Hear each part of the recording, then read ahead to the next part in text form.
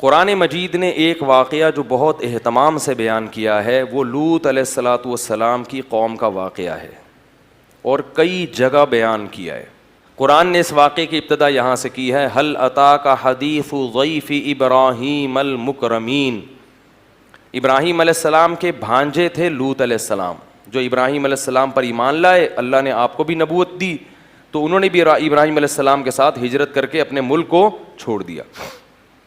اللہ نے لوط علیہ السلام کو ایک قوم کی طرف بھیجا. اس قوم میں جہاں شرک اور بت پرستی تھی, ساتھ ساتھ لڑکوں سے بدفعلی کی بیماری تھی, عادت پڑ گئی تھی ان کو اس برائی کی. لوط علیہ السلام کی قوم سے پہلے صدیوں تک اس کائنات میں یہ جرم نہیں ہوا. لوگ جانتے ہی نہیں تھے کہ یہ بھی کوئی برائی ہے, کیونکہ یہ انسان کی فطرت اس کو مانتی نہیں ہے. انسان کو اس طرف اللہ نے رغبت رکھی نہیں ہے. یہ جب تک کوئی باقاعدہ عادت نہ ڈالے بری, پڑتی نہیں ہے. یہ خود سے پڑنے والی عادت نہیں ہے. جیسے چرس اور ہیروئن خود سے کوئی نہیں پیتا. جب تک کوئی آپ کو پہلی مرتبہ پیشکش نہیں کرے گا, فضائل نہیں سنائے گا, پہلی مرتبہ پئیں گے, بدبو آئے گی, کھانسی ہوگی, بولیں گے کیا گند پلا دیا. لیکن آہستہ آہستہ اس گند سے طبیعت کیا ہوتی ہے, مانوس. شراب بھی ایسا ہی ہے, بدبودار چیز ہے, شرابی کے منہ سے بدبو آتی ہے.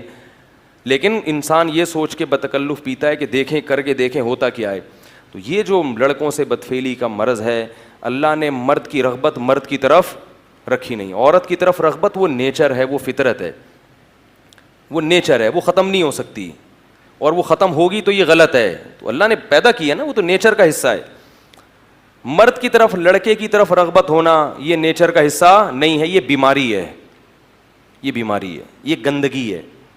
اور یہ بیماری پیدا کیوں ہوتی ہے, وہی وجہ جو میں بتاتا رہتا ہوں. شادیوں کا رواج نہیں ہے, بالغ ہو جاتے ہیں, جب خواہش حلال طریقے سے پوری نہیں ہوتی تو کہاں منہ مارتے ہیں. جیسے ایک آدمی کو حلال روٹی نہیں ملے گی کھانے کے لیے تو کچرے میں سے جو ملے گا اٹھا کے کھا لے گا. تو یہی حال ہوتا ہے کہ گند میں منہ مارتا ہے اور پھر اس گندگی کی عادت پڑ جاتی ہے. بعض لوگ ایسے ہوتے ہیں جن کو بلوغت کے وقت ہی عادت ہوتی ہے اس کی, تو وہ لوگ ہوتے ہیں جنہوں نے دوسرے نے ان کو خراب کیا ہوتا ہے. کسی دوسرے نے, جس کی عادت خراب ہو چکی ہوتی ہے, اس نے خراب کیا ہوتا ہے اس کو. تو ہے یہ یہی کہ جب آپ فطرت سے دور ہٹو گے, نکاح سے دور بھاگو گے, تو گندگی میں اللہ تعالیٰ شیطان کو آپ پہ مسلط کر دے گا, اور وہ شیطان آپ کو گندگی میں, بولو بھائی, ڈال دے گا. تو قرآن مجید میں آتا ہے کہ لوط علیہ الصلاۃ والسلام نے اپنی قوم کو سمجھایا, ہا اولائی بناتی, میری قوم کی بیٹیاں ہیں, ان سے شادی کرو. قوم نہیں ماننے والی تھی. تو اللہ نے اس قوم کو جب تباہ کرنے کا ارادہ کیا تو حضرت ابراہیم علیہ الصلاۃ والسلام کے پاس فرشتے آئے انسانی شکل میں. ابراہیم علیہ السلام کے بارے میں قرآن کہتا ہے کہ جیسے ہی فرشتے آئے نا, فما لبثا, ابھی ٹھہرے ہی نہیں, ان جاء بعجل سمین, بعجل حنیز, کہیں سمین ہے کہیں حنیز, موٹا بچڑا بھنا ہوا سامنے لا کے رکھ دیا. اب دیکھو میں نے بتایا تھا نا, قرآن کسی بھی واقعے کے کسی بھی پہلو کو بیان کرتا ہے تو بلا وجہ بیان, بھائی اللہ بتا دیتے فرشتے آئے ابراہیم علیہ السلام کے پاس, ان کو بیٹے کی بشارت دی, کافی تھا. جہاں بھی قرآن میں یہ تذکرہ آیا ہے, قرآن نے بچھڑے کا ذکر لازمی کیا, اور یہ بھی ذکر کیا کہ جلدی سے لائے. فراغ الی اہلہ, گھر والوں پہ ٹوٹ پڑے کہ فوراً لو, فوراً لے کر آؤ, کھانا لے کر آؤ, مہمان آئے ہیں. اور ایک جگہ آتا ہے فلبثا, فما لبثا, بھی ٹھہرے ہی نہیں تھے کہ بھنا ہوا بچڑا حاضر. یہ کیوں بتا رہا ہے قرآن؟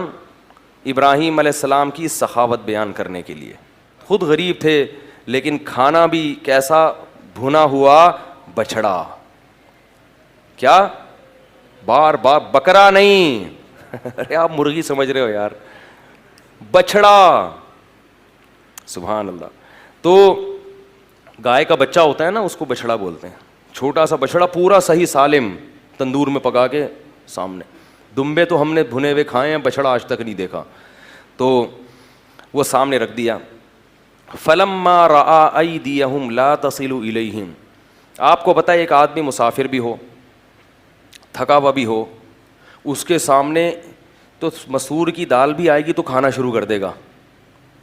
لیکن مسافر تھکے ہوئے دور سے آئے ہوئے, ان کے سامنے اتنا زبردست بچڑا جس کو سن کے ہمارے منہ میں پانی آ رہا ہے, تو دیکھنے والے کے منہ میں کیسا پانی آئے گا. لیکن ابراہیم علیہ السلام دیکھتے ہیں کہ یہ ان کا تو ہاتھ اس کے قریب جا ہی نہیں رہا، کیونکہ اگر آپ کا بالفرض پیٹ بھرا ہوا بھی ہوتا ہے تو ایسی چیز میں 2 نوالے تو انسان کھا ہی لیتا ہے. یار اتنی محنت سے اتنی زبردست چیز بنائی ہے، 2 نوالوں میں تو کچھ نہیں جا رہا، چکھنے میں تو کچھ نہیں جا رہا.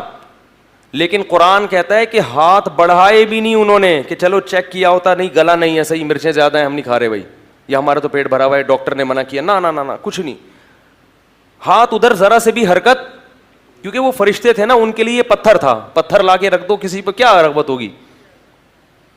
لا تصلوا الیہم، دیکھا ہاتھ بڑھ نہیں رہے ہیں تو نکرہم واوجس منہم خیفہ، وحشت ہونے لگی ابراہیم علیہ السلام کو اور ڈر لگنے لگا. کیوں؟ اس میں بھی سبق ملتا ہے.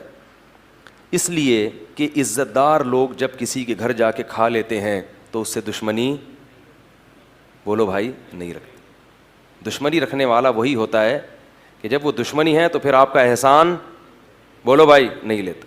ان کو ڈر یہ ہوا کہ کچھ بھی نہیں کھا رہے ہیں تو کہیں نقصان پہنچانے تو نہیں آئے. یعنی یہ تو پھر مسئلہ کیا ہے؟ خراب ہے. ہمارے گھر کی چائے بھی نہیں پی رہا کوئی آدمی، ہمارے گھر کا کھانا بھی نہیں کھا رہا، دیکھ بھی نہیں رہا، تو یہ کس کی علامت ہے؟ دشمنی کی. اس سے ابراہیم علیہ السلام کے دل میں کیا پیدا ہوا؟ بولو بھائی، خوف، ڈر گئے، یہ کیا ہو رہا ہے. اس سے یہ بھی پتہ چلتا ہے کہ پیغمبروں کے دل میں بھی خوف پیدا ہوتا ہے مخلوق سے. لوگ کہتے ہیں میں اللہ کے علاوہ کسی نہیں ڈرتا، کتا چھوڑ دو اس کے پیچھے، ہیں اتنا تیز بھاگے گا نا یہ کتا پیچھے اور یہ آگے. تو اسباب جو ہے نا، جو دنیا میں نقصان پہنچانے والی چیزیں ہیں، اس سے ڈرنا یہ انسان کے سلیم الطبع ہونے کی علامت ہے. ہر ایک کو ڈر لگتا ہے، کوئی بھی آئے گا نقصان پہنچانے کی نیت سے تو ہر ایک کو خوف. جیسے موسیٰ علیہ السلام کا تھا نا، سانپ بن گئی تو خوف زدہ ہو گئے، تو ایسے ہی ابراہیم علیہ السلام کیا ہو گئے؟ خوف زدہ، کوئی نقصان نہ پہنچائیں. جب فرشتوں نے دیکھا کہ یہ خوف زدہ ہو رہے ہیں تو فرشتوں نے بتایا لا تخف، ڈریں مت، انا مبشروک بغلام علیم، ہم اللہ کے بھیجے ہوئے فرشتے ہیں، انسان نہیں ہیں. ہمارے سامنے اس میں تکہ مسالہ لگا دو، بریانی مسالہ لگا دو، ہمارے لیے کیا ہے؟ یہ پتھر ہے، کوئی فرق ہی نہیں ہمارے لیے. ہم تو فرشتے ہیں جو انسانی شکل میں آئے ہیں. اس سے یہ بھی پتہ چلتا ہے کہ انبیاء عالم الغیب نہیں ہوتے، ان کو نہیں پتہ چلا. ہم فرشتے اللہ نے ہمیں بھیجا ہے. تو بتایا کہ ہم آپ کو خوشخبری دینے کے لیے آئے ہیں بغلام علیم، ایک علم والا بیٹا، یعنی اسحاق علیہ السلام بیٹا پیدا ہوگا علیم، علم والا. تو ابراہیم علیہ السلام کی جو بوڑھی زوجہ تھی نا، وہ دروازے کے کنارے پہ کھڑے ہوئے باتیں سن رہی تھیں. اس لیے نہیں کہ تجسس، اس لیے کہ ان کو بھی ڈر تھا نا کہ پتہ نہیں کون مہمان آئے ہیں، میرے شوہر کی ظاہر ہے دشمنیاں بھی ہیں، کوئی نقصان نہ پہنچا دے. تو وہ دیکھ رہی تھی کہ کیا مسئلہ ہے. تو جیسے ہی انہوں نے کہا نا کہ ہم خوشخبری دینے کے لیے آئے ہیں کہ آپ کو بیٹا ملے گا، تو قرآن کہتا ہے فسکت وجہا، وہ بڑھیا نے نا ایسے ماتھا ٹھنکا ہے کہ ہائے ناس، یا ویلتا، ہائے بدبختی، الیدو وانا عجوز، میرے بچہ ہوگا میں بڈھی، وہذا بالی شیخ، اور یہ میرا میاں، اس کو دیکھو کیسے حضرت ابراہیم کی طرف ہادہ اشارے کے وقت بولا جاتا ہے، کیسے اشارہ کیا ہوگا نا، یہ میرا میاں کیا ہے، یہ بھی تو بوڑھا ہو گیا. کوئی عورت اپنے میاں کو بول دے بوڑھا، اس کو کتنا غصہ آئے گا نا. تو کہنے لگی میرے بچہ ہوگا، میں کیا ہوں؟ بڑھیا. وہذا بالی، دیکھو اشارہ کیوں کیا. وہ یوں کہتی نا میرا میاں تو بوڑھا ہے تو ممکن ہے کنفیوژن ہو جاتی، کہہ رہی یہ والا اس کی بات کر رہے ہو یہ میرا میاں یہ والا، تو یہ میاں کو تو دیکھو یہ کیا ہے، یہ بھی بوڑھا ہو گیا، اس کے بال دیکھو سر کے سفید ہو گئے. تو فرشتوں نے کیا کہا؟ اعتراض کا جواب نہیں دیا کہ ہاں یہ تو ہمیں بھی اشکال ہو رہا ہے، ہمیں بھی اشکال تو ہو رہا ہے. اب میں ہم اللہ سے دوبارہ پوچھتے ہیں کہ اللہ صحیح جگہ بھیجا ہے، انہی کو خوشخبری دینی تھی، کہیں غلط تو نہیں چلے گئے. دوبارہ سے فرشتوں نے کیا کہا؟ کذالک، اسی طرح ہوگا ٹھیک ہے نا. اب یہ تمہارا مسئلہ ہے، بوڑھے ہو جوان ہو، یہ تمہارا ہیڈیک ہے، یہ ہمارا ہیڈیک. ہمیں تو اللہ نے جو پیغام دے کے بھیجا ہم تو بھائی وہ پارسل کرنے کے لیے آئے ہیں، ٹھیک ہے نا. اللہ کا پیغام تھا وہ آپ کو ہم نے پارسل کیا، اب آپ کی مرضی. ہاں اتنی تسلی ضرور دی، عطا جبین من امر اللہ، رحمت اللہ وبرکاتہ علیکم اہل البیت، اے اہل بیت اللہ کی تم پر جو خصوصی رحمتیں ہیں، تمہیں شرک کے ماحول میں اللہ نے توحید کی توفیق دے دی، اس پہ تمہیں تعجب نہیں ہوا ہے بھائی؟ آگ میں جلنے سے اللہ نے بچا لیا. ان بڑھیا سے کہتے ہیں حضرت ابراہیم کی زوجہ سے کہ تمہارے میاں کو پبلک نے ڈال دیا تھا آگ میں، اللہ نے بچا لیا، اس پہ تعجب نہیں ہوا؟ تو یہ تو اللہ کی اتنی بڑی بڑی رحمتیں ہیں، تو ایک اور رحمت صحیح، اس میں تعجب کی بات کیسی؟ تو پھر ابراہیم علیہ السلام نے پوچھا کہ اور تمہارا بنیادی مقصد کیا ہے؟ تو انہوں نے بتایا کہ ہم آئے ہیں قوم لوط کو تباہ کرنے کے لیے. ہم آئے ہیں قوم لوط کو، اصل مشن ہمارا یہ ہے. قرآن کہتا ہے ابراہیم علیہ السلام کو قوم لوط پہ ترس آیا. کیوں؟ ان ابراہیم لأواہ حلیم، بڑے بردبار اور نرم خو تھے ابراہیم، اللہ کی طرف رجوع کرنے والے. تو اب قرآن کی تعبیر دیکھیں، ابراہیم علیہ السلام نے فرشتوں سے کہا کہ اس میں تو لوط علیہ السلام بھی ہیں. مقصد یہ تھا کہ فرشتے کسی طرح یہ ارادہ ترک کر کے چلے جائیں. تو انسان کہتا ہے نا بھائی اس میں تو وہ بھی ہیں، ایمان والے بھی، تو سب ہلاک ہو جائیں گے. مقصد کیا تھا کہ وہ اپنا ارادہ بدل دیں. تو قرآن کے الفاظ دیکھیں، یجادلنا فی قوم لوط، ابراہیم ہم سے قوم لوط کے بارے میں جھگڑنے لگے، لڑائی کرنے لگے، جھگڑنے لگے. حالانکہ پیغمبر کبھی اللہ سے جھگڑتے، یعنی کیا مطلب؟ ایسی لجاجت کرنے لگے جیسے ہم کسی دیکھتے ہیں نا کوئی بھکاری آ کے ہم سے کوئی چیز مانگتا ہے تو ایسے لجاجت سے پیچھے پڑتا ہے، ہم کہتے ہیں بھائی تو لڑ کیوں رہا ہے، کہتے ہیں نا. تو بعض دفعہ بہت زیادہ عاجزی، انکساری اور کسی کے پیچھے پڑنے کو بھی مجادلہ سے، بحث مباحثے سے تعبیر کیا جاتا ہے، حالانکہ وہ بحث نہیں ہوتی. تو یہ قرآن کی بلاغت ہے کہ ایسے اللہ سے مانگ رہے تھے کہ گویا اللہ سے کیا کر رہے ہوں؟ بحث کر رہے ہوں. تو اللہ نے فرمایا یا ابراہیم اعرض عن ھذا، اس بحث کو کیا کر، چھوڑ دے، اس بحث کو چھوڑ دے. انہ قد جاء امر ربک، تیرے رب کا فیصلہ ہو چکا ہے، یہ فیصلہ ٹلنے والا نہیں ہے. نحن اعلم بمن فیہا، ہمیں پہلے سے معلوم ہے کہ اس قوم میں کون ہے اور کون نہیں ہے، کس کو بچانا ہے، کس کو ہلاک کرنا ہے، یہ ہم پہلے سے جانتے ہیں. حالانکہ وہ ابراہیم علیہ السلام کو بھی پتا تھا اللہ جانتے ہیں، لیکن ابراہیم علیہ السلام چاہتے کیا تھے کہ یہ عذاب ٹل جائے. تو پھر وہ فرشتے لوط علیہ السلام کے پاس گئے، وہاں بھی ایسے ہی خوبصورت نوجوان لڑکوں کی شکل میں. جب لوط علیہ السلام کے پاس فرشتے آئے ہیں تو لوط علیہ السلام نے دیکھتے ہی کہہ دیا، وہ سمجھے کہ یہ انسان ہے، خوبصورت لڑکے ہیں. کہنے لگے ھذا یوم عصیب، آج کا دن بہت برا دن ہے، بڑا سخت دن ہے. لوگ تو مہمان کے آنے سے خوش ہوتے ہیں نا، خاص طور پیغمبر، لیکن قوم کیسی بدفعلی کی عادی تھی کہ کوئی بھی خوبصورت نوجوان لڑکا جاتا اس علاقے میں، لوگ اس سے بدکاری کی کوشش. یہ جس کو یہ گندی بیماری لگ جائے نا، اسے کوئی بھی نوجوان نظر آئے وہ اس پر گندی نگاہیں ضرور ڈالتا ہے. یہی گند اس عمل کے گندے ہونے کے لیے کافی ہے. یوں لوط علیہ السلام کہنے لگے آج کا دن مجھ پہ بہت بھاری ہے. لوط علیہ السلام کی جو بیوی تھی وہ کافر تھی. اس نے لوگوں کو جا کے پیسوں کی لالچ میں کہ مجھے کمیشن ملے گا، پیسے ملیں گے، لوگوں کو جا کے بتا دیا، مخبری کر دی کہ میرے گھر میں کچھ خوبصورت نوجوان لڑکے آئے ہوئے ہیں. قرآن کہتا ہے وجاء اہل المدینۃ یستبشرون، شہر والے خوشیاں مناتے ہوئے آئے.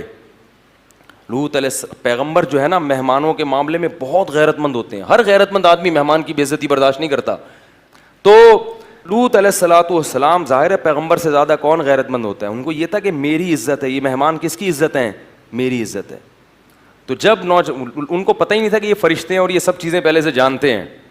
وہ تو سمجھ رہے ہیں ان نون پرسن ہے، مسافر جیسے کسی کے گھر میں رات کو پناہ لے لیتا ہے، تو یہ بھی آ گئے. تو شہر والوں جب جمع ہو گئے نا، ان کے گھر کے باہر گھیراؤ کر لیا. کیسے بدبخت لوگ تھے آپ دیکھو.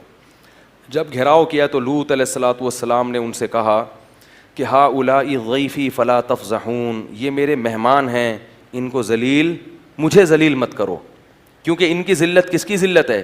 دیکھو اس سے یہ بھی پتہ چلتا ہے مہمان کی عزت، مہمان کا بولو بھائی اکرام. غیرت مند لوگ کرتے ہیں مہمان کا اکرام کہ اس کی بے عزتی کر دینا گھر سے باہر لے جا کے، جب تک ہمارے گھر میں بے عزتی پر کیا ہے؟ پابندی ہے. تو فلا تفضحون، مجھے ذلیل مت کرو. تو وہ کیا کہتے ہیں قوم جواب میں, اولم ننہک عن العالمین, ہم نے کہا نہیں تھا کہ آپ اپنے گھر میں کسی کو گھسنے مت دو. آپ کو جب ہماری عادت کا پتہ ہے تو آپ کو ان کو گھر میں داخل ہی نہیں کرنا چاہیے تھا. لوط علیہ السلام نے کہا ہا اولائی بناتی, یہ میری قوم کی بیٹیاں ہیں, ان سے نکاح کر کے اپنی خواہش کو پورا کرو. تو قوم جواب میں کیا کہتی ہے, ما لنا فی بناتک من حق, ہمیں عورت میں کوئی رغبت.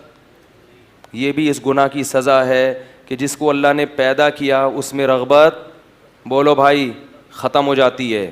یہ بھی ایک عذاب ہے. تو لوط علیہ السلام اب کیا کہہ رہے ہیں, لو ان لی بکم قوتا او آوی الی رکن شدید, کاش میرے بازوؤں میں قوت ہوتی تم سے مقابلہ کرتا میں, یا میرا کوئی قبیلہ ہوتا جس کو بلاتا اور میری مدد کرتا, کیونکہ کمزور قبیلہ تھا لوط علیہ السلام کا. کاش کوئی قبیلہ ہوتا جو اس موقع پر میری. اس سے پتہ چلتا ہے کہ انسان اپنے جیسوں انسانوں سے مدد مانگنا یہ توکل کے خلاف, بولو بھائی, نہیں ہے. اللہ کو بھی یاد کیا اور ساتھ ساتھ قبیلے کو بھی, کہ وہ ہوتے تو شاید میری مدد کرتے. کوئی بھی نہیں ہے تو میں کیا کر سکتا ہوں. قرآن کے الفاظ دیکھو, لعمرک انہم لفی سکرتہم یعمہون, اے محمد صلی اللہ علیہ وسلم ہمیں آپ کی عمر کی قسم کہ وہ نشے میں ڈوبے ہوئے تھے, انہیں پیغمبر کے اس قسم پرسی کا ذرہ برابر بھی ترس نہیں آ رہا تھا. جب اتنی قسم پرسی دیکھی نا فرشتوں نے, لوط علیہ, پہلے نہیں بتایا, اللہ بھی تو آزماتے ہیں نا اپنے بندوں کو. جب یہ قسم پرسی دیکھی ہے تو فرشتوں نے کہہ دیا, یا لوط انا رسول ربک, اے لوط ہم انسان نہیں ہیں, ہم رب کے فرشتے ہیں. لن یصلوا الیک, پہلا تو تسلی کا جملہ یہ کہ یہ ہرگز آپ تک نہیں پہنچ سکتے. ہم تک تو پہنچنا دور کی بات, یہ ادھر آ ہی نہیں سکتے. بہت طاقتور فرشتے ہیں ہم, بہت طاقتور, یہ یہاں پہنچ نہیں سکتے. اب کرنا کیا ہے, جو ہم کہہ رہے ہیں وہ کرنا ہے آپ نے. فَأَسْرِ بِأَهْلِكَ, آپ کے اہل میں جتنے لوگ ہیں رشتہ دار یا جو بھی ایمان لانے والے لوگ ہیں, ان کو لے کے راتوں رات یہاں سے چپکے سے نکل جائیں. بڑا آسان ہو رہا ہے لڑکیوں سے دوستی لگانا, زنا کرنا, ہوٹلوں میں لے جانا, بڑا آسان ہو رہا ہے. یہ آسان اس لیے نہیں ہو رہا کہ اللہ آپ سے خوش ہے, بلکہ اللہ پکڑنے کا ارادہ رکھتا ہے. جیسے لوط علیہ السلام کی قوم پہلے بدکاری کرتی تھی, مشکلات ہوتی تھیں ان کو, اب کیا ہوا کہ ان کے لیے بدکاری کو آسان کر دیا. خوبصورت لڑکے آ گئے, وہ خوش ہو رہے, اب تو بڑا آسان ہے. تو وہ آسان نہیں تھا, اب ان کے لیے عذاب کی, بولو بھائی, تیاری. تو گناہ کا آسان ہونا یہ اللہ کی رحمت نہیں ہے, اور یہ اس کی علامت نہیں ہے کہ آپ کے اللہ تعالیٰ چاہ رہے ہیں کہ آپ مزے اڑائیں, بلکہ یہ اس کی علامت ہے کہ آپ دل بھر کے اڑا لو تاکہ اللہ عذاب سخت سے سخت عذاب میں پھر آپ کو پکڑے. تو اس لیے اللہ سے یہی دعا کیا کرو کہ اللہ ہمیں گناہ کا موقع نہ دے, ہمیں موقع ہی نہ دے گناہ کا, اور ایسی جگہوں پہ بھی نہ جاؤ جہاں آپ کے گناہ کا دل میں خیالات پیدا ہوں. ایک آدمی نے فلم دیکھنے سے توبہ کی, سینما گھر میں عادت تھی, وہ مجھے کہہ رہا ہے کہ میں جب بھی وہاں سے گزرتا ہوں میرا دل چاہتا ہے گھس جاؤں سینما میں. میں نے کہا جب تم نے توبہ کر لی ہے تو اس گلی سے گزرتے کیوں, اس ایریے سے گزرتے کیوں, راستہ بدل کے کیوں نہیں چلے جاتے؟ گزر بھی وہیں سے رہے ہیں تو ظاہر ہے پھر تو شیطان خواہش پیدا کرے گا. چرس چھوڑ دی, ہیروئن چھوڑ دی, بیٹھ انہیں دوستوں میں رہے جو چرسی ہیں, پھر خیال پیدا ہوگا.